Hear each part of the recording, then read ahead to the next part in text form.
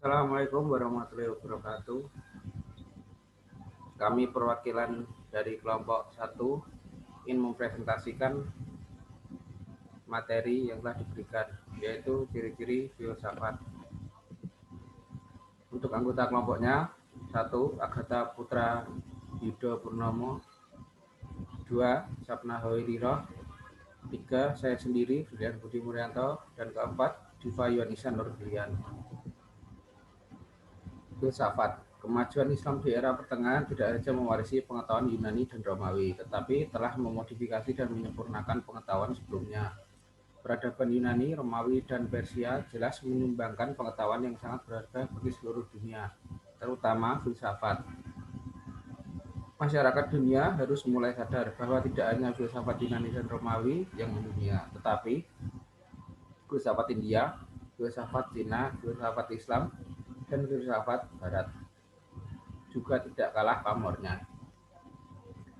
Faktor eksternal yang dimaksud adalah budaya dan tradisi non-Islam yang sepanjang sejarah diwakili oleh Eropa di belahan barat serta India, Iran, dan Cina di belahan timur. Karakteristik filsafat India.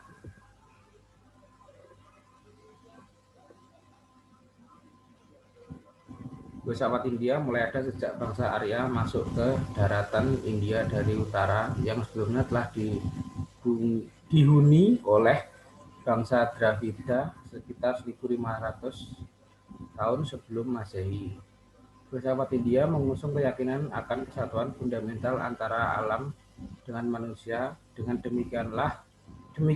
demikian tidaklah mustahil jika filsafat India bisa jadi solusi bagi krisis spiritual dengan alam saat ini.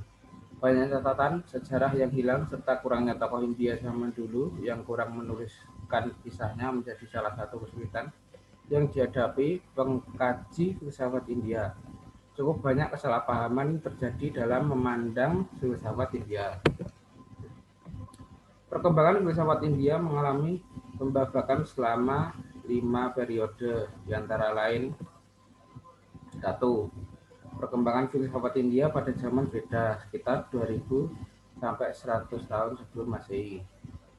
Filsafat Veda adalah filsafat yang membahas pikiran-pikiran yang terkandung dalam bagian mantra-mantra kitab suci Veda. Mantra-mantra tersebut merupakan bagian paling tertua dari seluruh kesusastraan Veda yang pada dasarnya berupa pemujaan, pujian, permohonan kepada dewa-dewa yang dipuja. Kemudian penafsiran dari Veda semakin berkembang dan melahirkan kitab Brahmana, Upanishad, dan Saivagama. Keempat kitab suci ini menjadi sumber utama filsafat India serta dianggap sebagai kitab suci agama Hindu. 2. Perkembangan filsafat India pada zaman skeptisisme sekitar 600 tahun sebelum Masehi sampai 300 tahun Masehi. Perkembangan filsafat India pada zaman ini ditandai dengan munculnya ajaran Siddhartha Gautama, yaitu ajaran yang memberikan pedoman praktis untuk mencapai keselamatan. Dalam perkembangannya filsafat India pada masa ini muncul pula ajaran lain, yaitu Jainisme. Semua ajaran ini dilandasi oleh pemikiran yang sama, yaitu skeptis. Ajaran-ajaran ini dengan kandungan filsafat dianggap lebih menarik daripada ritualisme dan spekulasi para imam dan rohib agama Hindu. Ketiga, filsafat India pada zaman Puranis sekitar 300 sampai 1200 tahun Masehi. Perkembangan filsafat India pada zaman ini ditandai dengan mulai lenyapnya pengaruh Buddhisme. Pada zaman Puranis disebut abad pertengahan. Pada masa ini lebih banyak diwarnai spekulasi teologis, khususnya mengenai inkarnasi dewa-dewa dengan avatari atau perwujudan dewa dalam bentuk manusia masing-masing. Tercermin dalam berbagai karya sastra pada saat itu, yaitu 2 epos besar, Mahabharata dan Ramayana. Keempat, perkembangan filsafat India pada zaman Muslim sekitar 1200 sampai 1757 tahun Masehi. Perkembangan filsafat India pada zaman ini ada 2 pemikiran yang berkembang, yaitu pemikiran yang mencoba mengembangkan suatu ajaran atau agama universal. Pemikiran yang lain, pemikiran yang terjadi perpaduan antara ajaran Islam dan Hinduisme. Di kemudian hari, ajaran pemikiran ini berkembang menjadi aliran Sikh. 5. Perkembangan filsafat India pada zaman modern pasca 1757 Masehi. Perkembangan filsafat India pada zaman ini dengan kembalinya nilai-nilai klasik India bersama dengan reformasi sosial seperti yang diajarkan oleh Raja Ram Mohan Roy mengenai motoisme berdasarkan Upanishad dan moral berdasarkan khotbah di bukit. Melalui setiap masa dengan para pemikir yang berkreasi di dalamnya, filsafat India terus berkembang, membuka dialog dengan filsafat Barat tanpa melepas ciri khas filsafat India yang mengedepankan harmoni antara manusia dengan alam. Lanjut. Karakteristik filsafat Cina. Filsafat Cina adalah filsafat tertua di dunia dan dipercaya menjadi salah satu filsafat dasar dari 3 filsafat dasar yang memengaruhi sejarah perkembangan dunia. Di samping filsafat India dan filsafat Barat, berdasarkan penemuan arkeologis, filsafat Cina sudah ada sebelum Neolitik baik di sebelah timur laut maupun barat laut. Tradisi pemikiran filsafat di Cina bermulai sekitar abad ke-6 sebelum Masehi atau pada masa pemerintah dinasti Zhou. Filsafat Cina lebih banyak memusatkan perhatian pada persoalan politik, kenegaraan, dan etika. Kecenderungan inilah yang membuat filsafat Cina memiliki ciri yang berbeda dari filsafat India, Yunani, dan Islam.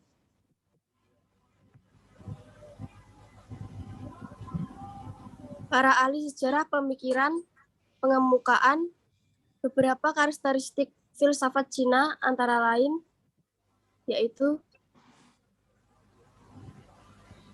1. Dalam pemikiran kebanyakan orang Cina antara teori dan pelaksanaannya tidak dapat dipisahkan.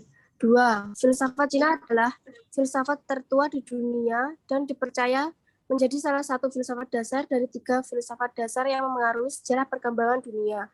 Di samping filsafat India dan filsafat Barat, berdasarkan penemuan arkeologis, filsafat Cina sudah ada sebelum Neolitik baik di sebelah timur laut maupun barat laut. Tradisi pemikiran filsafat di Cina bermula sekitar abad ke-6 sebelum Masehi atau pada pemerintahan dinasti Zhou. Manusia dan perilakunya dalam masyarakat dan peristiwa-peristiwa kemanusiaan menjadi perhatian utama. 3.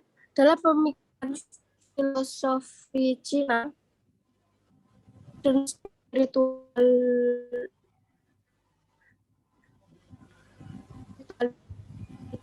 atau kehukum secara padu. Artinya, etika dianggap sebagai intipati kehidupan manusia dan sekaligus tujuan hidupnya.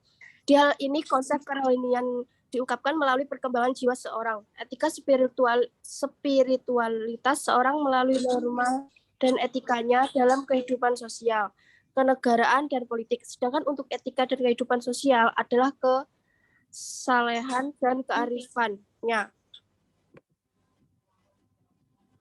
Lanjut.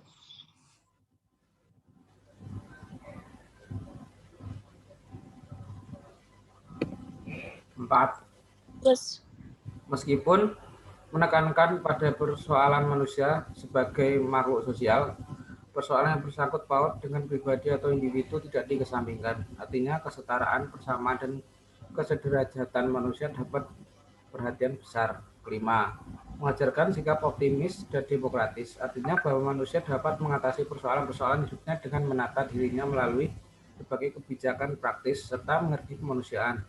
Sikap demokratis membuat bangsa Cina toleran terhadap pemikiran yang beraneka ragam dan tidak cenderung memandang sesuatu secara hitam atau putih.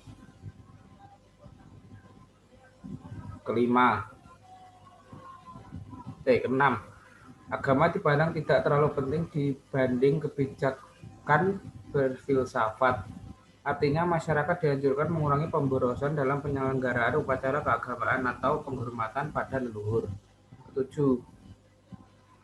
Penghormatan terhadap kemanusiaan dan individu tampak dalam filsafat hukum dan politik. Artinya, pribadi dianggap lebih tinggi nilainya dibanding aturan-aturan formal yang abstrak dari hukum, undang-undang, dan etika. dalam memandang sesuatu tidak berdasarkan mutlak benar dan mutlak salah.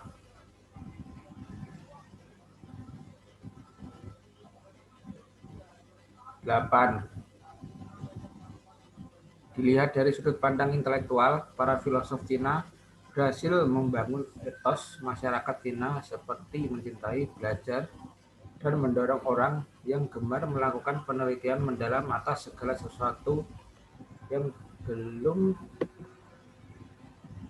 belum diketemukan. Selanjutnya, karakteristik filsafat Islam. Lanjut.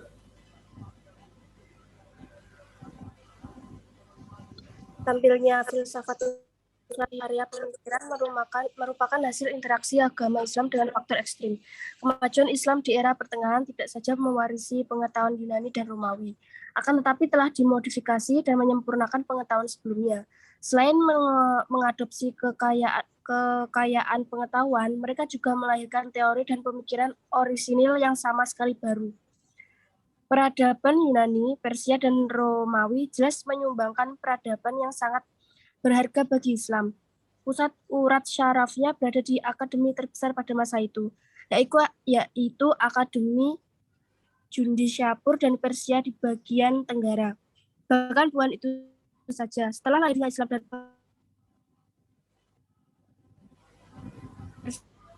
Persia oleh orang Arab, perkembangan kebudayaan, teknologi, matematika, logika, filsafat, kimia, dan lain-lain adalah kontribusi pemikiran dan cendekiawan yang pada permulaan abad-abad Islam dengan menulis dalam bahasa Arab dan atas nama Islam. Filsafat Islam memiliki karakteristik yang sekaligus sebagai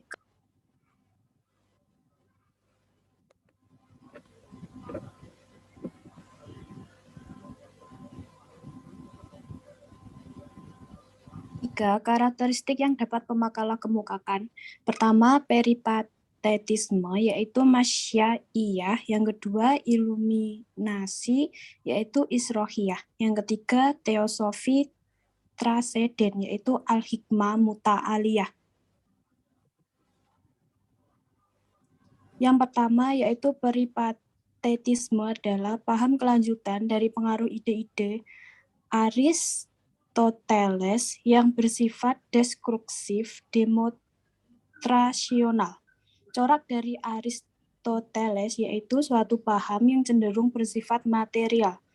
Peripatetisme dimulai sejak Al-Kindi. Yang kedua, iluminasi adalah suatu kilatan atau dadakan dalam bentuk pemahaman atau ilham sebagai suatu arus cahaya serta upaya-upaya religius dan mistik dalam dunia ilmiah.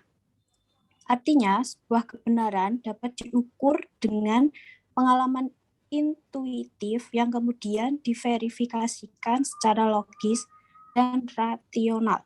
Yang ketiga, teosofi transenden. Diperkenalkan oleh Mulya Sandra. Dia membangun aliran baru filsafat dengan semangat untuk mempertemukan berbagai aliran pemikiran yang berkembang di kalangan kaum muslim. Filsafat ini cenderung berbicara masalah esensi atau wujud, sehingga sering disebut sebagai eksistensialisme Islam. Aliran ini mempercayai bahwa pengetahuan diperoleh tidak melalui penalaran rasional, tetapi hanya melalui penyaksian batin. Filsafat Islam merupakan filsafat yang seluruh cendekiawannya adalah muslim.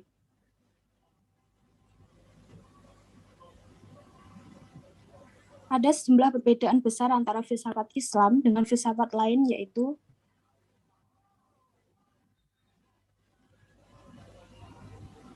yang pertama, meskipun semula filsuf-filsuf muslim klasik menggali kembali karya filsafat Yunani terutama Aristoteles dan Plotinus, namun kemudian menyesuaikan dengan ajaran Islam. Yang kedua, Islam adalah agama tauhid. Maka bila dalam filsafat lain masih mencari Tuhan, dalam filsafat Islam justru Tuhan sudah ditemukan. Dalam arti bukan berarti sudah usang dan tidak dibahas lagi, namun filsafat Islam lebih memusatkan perhatiannya kepada manusia dan alam. Karena sebagaimana kita mengetahui pembahasan Tuhan hanya akan menjadi sebuah pembahasan yang tak pernah ada finalnya. Kehadiran filsafat berpotensi untuk membantu penyelesaian problem-problem dasar kemanusiaan. Bahkan dikatakan bahwa filsafat bisa menyelesaikan problem-problem konkret dalam kehidupan manusia. Dengan berpijak kembali kepada filsafat Islam diharapkan bisa menentaskan pengetahuan dan kearifan religius yang bernilai tinggi. Akar-akar persoalan modernitas yang menyoret manusia ke dalam dunia dapat disadarkan lewat penelusuran filsafat Islam. Next. Karakteristik filsafat Barat. Filsafat Barat adalah ilmu yang biasa dipelajari secara akademis di universitas-universitas di Eropa dan jajahan mereka. Filsafat ini berkembang dari tradisi filsafat Yunani kuno. Tokoh-tokoh utama filsafat Barat antara lain Plato, Thomas Aquinas, René Descartes, Immanuel Kant, George Hegel, dan lain-lain. Dalam tradisi filsafat Barat dikenal dengan adanya pembidangan dalam filsafat yang menyangkut tema tertentu, diantaranya 1. Metafisika, mengkaji hakikat segala yang ada. Dalam hal ini hakikat yang ada secara umum dikaji secara khusus dalam antologi, sedangkan hakikat manusia dan alam dibahas dalam kosmologi. Epistemologi, mengkaji tentang hakikat dan wilayah pengetahuan. Dalam hal ini membahas berbagai hal tentang pengetahuan seperti batas sumber serta kebenaran suatu pengetahuan. 3. Aksiologi, membahas nilai atau norma yang berlaku pada kehidupan manusia. Dari arti aksiologi lahirlah dua cabang filsafat yang membahas aspek kualitas hidup manusia, yaitu etika dan estetika. 4. Etika atau filsafat moral, membahas tentang bagaimana seharusnya manusia bertindak dan mempertanyakan bagaimana kebenaran dari dasar tindakan itu diketahui. Beberapa hal yang dibahas di sini adalah soal kebaikan, kebenaran, tanggung jawab, dan suara hati, dan yang lain-lain. Estetika, membahas mengenai keindahan dan implikasinya pada kehidupan. Dari sinilah lahirlah berbagai macam teori mengenai kesenian dan berbagai macam hasil budaya. Perbedaan setiap karakteristik filsafat, diantaranya India, Islam, Barat, dan Cina. Karakteristik filsafat India mengusung keyakinan akan kesatuan fundamental antara alam dan manusia. Filsafat India berkembang dan menjadi satu dengan agama, sehingga pemikiran filsafatnya bersifat religius dan tujuan akhirnya adalah mencari keselamatan akhirat. Filsafat ini terbagi atas 5 zaman, yaitu zaman Weda, di mana filsafat ini berupa mantra-mantra, pujian-pujian keagamaan yang terdapat dalam sastra Brahmana dan Upanishad. Filsafat ini juga mengalami kemunduran pada zaman filsafat, kemunduran yang diisi oleh pemikiran yang mandul karena para ahli pikir hanya menirukan pemikiran filsafat lampau dan mengalami kebangkitan pada zaman pembaruan yang dipelopori oleh Ram Mohan Ray, seorang pembaru yang mendapatkan pendidikan di Barat. Sedangkan karakteristik filsafat Tiongkok atau Cina adalah Taoisme dan Konfusianisme. Taoisme adalah pandangan hidup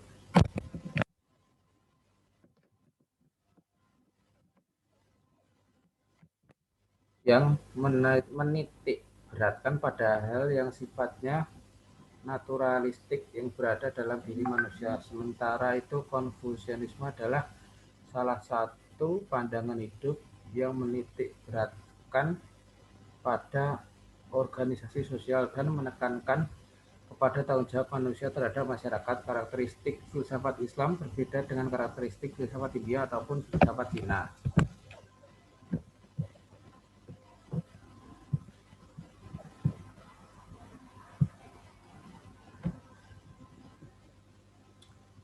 Selanjutnya, karakteristik filsafat Islam.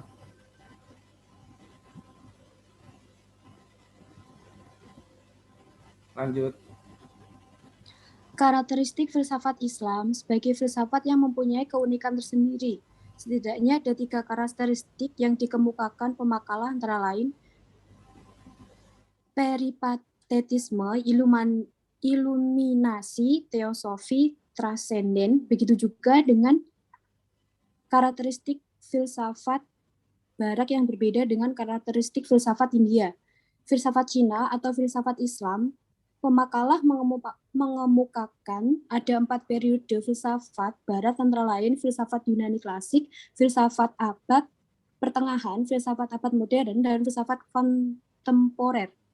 Karakteristik filsafat Barat ialah ilmu yang biasa dipelajari secara akademis di universitas-universitas di Eropa dan dijajah mereka.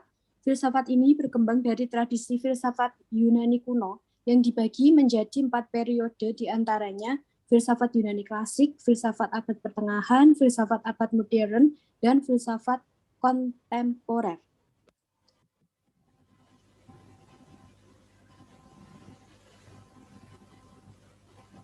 Sekian, terima kasih presentasi yang kami lakukan. Jika ada kurang lebihnya mohon dimaafkan. Jika ada yang ingin bertanya dipersilahkan.